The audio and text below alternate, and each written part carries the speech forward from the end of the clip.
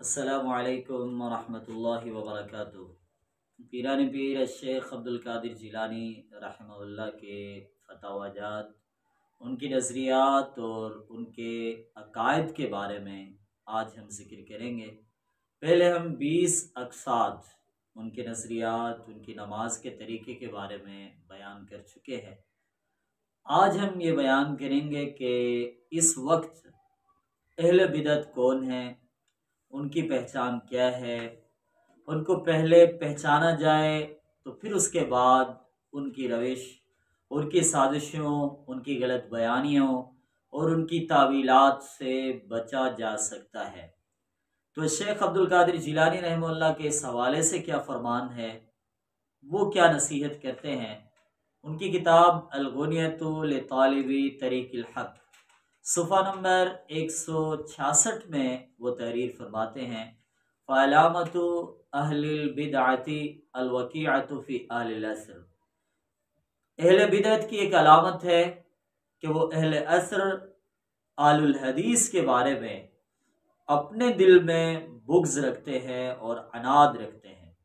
اس سے پہچان ہو جاتی ہے کہ اہل بدعت کون ہیں۔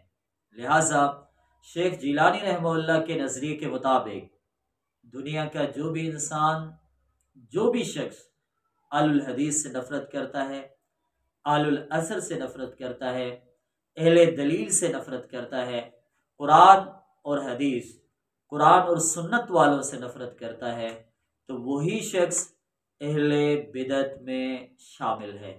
تو آج دیکھ لیا جائے، پرکھنا چاہیے، احتساب کرنا چاہیے کہ کون لوگ ہیں جو اہل الحدیث کے خلاف نفرت پھیلانے میں مشغول و مصروف ہیں۔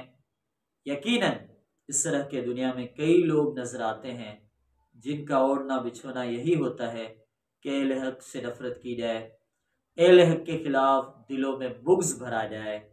تو شیخ جیلانی رحمہ اللہ نے ملت اسلامیہ کو یہ پیغام دیا ہے کہ دنیا کا جو بھی شخص آل الحدیث سے نفرت کرے گا وہ اہل بدعت ہوگا۔ لہٰذا ہم سب نے اہل بدعت کو چھوڑ کر آل الحدیث، اہل السنہ والجماعہ کے ساتھ شامل ہونا ہے۔ اللہ ہم سب کو عمل کی توفیق عطا فرمائے۔ جزاکم اللہ۔